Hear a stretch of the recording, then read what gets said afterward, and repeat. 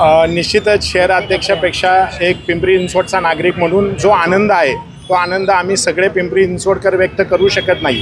कारण आज अमित गोरखेंसारख्या एका सच्च्या आणि सामान्य कार्यकर्त्याला भारतीय जनता पार्टीने एवढं उच्च पदावर विधान परिषदेच्या आमदारकी बहाल केलेली आहे आणि त्यांना जे काही हे आमदारकी दिली तो खरंच आनंद आमच्या गगनात मावत नाही आहे। आणि भारतीय जनता पार्टी असेल किंवा महायुती असेल त्यामध्ये आमचे देवेंद्रजी फडणवीस साहेब असतील, राज्याचे मुख्यमंत्री एकनाथजी शिंदे साहेब असतील, त्याचप्रमाणे दुसरे उपमुख्यमंत्री अजितदादा पवार साहेब असतील, या सर्वांचे मी पिंपरी चिंचवडकर म्हणून मनापासून त्यांचे धन्यवाद आणि आभार मानतो की अशा सच्च्या कार्यकर्त्याच्या पाठीवर जी तुम्ही कौतुकाची थाप दिली आहे आणि त्या सामान्य कार्यकर्त्याला लढाईचं बळ हे तुम्ही या आमदारकीच्या माध्यमातून दिलं, त्याबद्दल आम्हा सर्व पिंपरी चिंचवडकरांना भारतीय जनता पार्टीच्या प्रत्येक कार्यकर्त्याला हे खूप मोठा आनंद आहे। खरं तर ज्यावेळेस त्यांना उमेदवारी मिळाली त्यावेळेस अनेकांनी नाराजी व्यक्त केली होती, त्या संदर्भात तुम्ही काय सांगाल?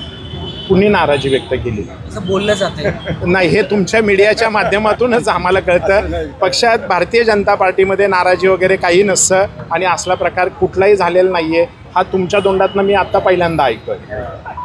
ताई काय सांगाल? खरं तर तुमचा मुलगा आमदार झालेला आहे,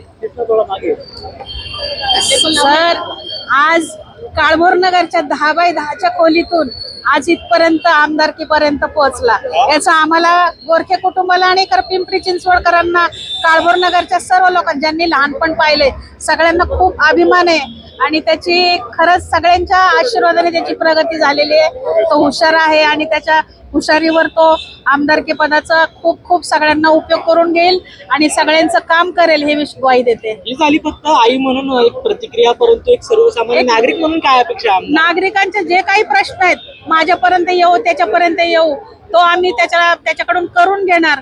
कुणी आलं तरी आम्ही त्याला परत माघारी पाठवणार नाही। आणि आतापर्यंत जी आमची कामं आहेत, मी नगरसेवक असताना पण जी लोक माझ्याकडे येतात, फोन करतात, फोन उचलला नाही तर पुन्हा फोन करून आम्हाला विचारायची पद्धत आहे की का फोन केला। लोक उगीच का फोन करत नाहीत, काय काम असल्यावर जर वेळ नसेल किंवा दुपारी झोपले असेल तर मी नंतर लगेच फोन करते का फोन केला होता। ही आमच्या तीनही, माझ्या मोठा मुलगा पर्यावरण विभागात आहे नगरपालिकेत, त्याची माझी आणि आमची ही सवय आहे आणि हीच प्रत्येक नागरिकापर्यंत आम्ही पोहोचू, प्रत्येक नागरिकांचं काम करू एवढं सांगते।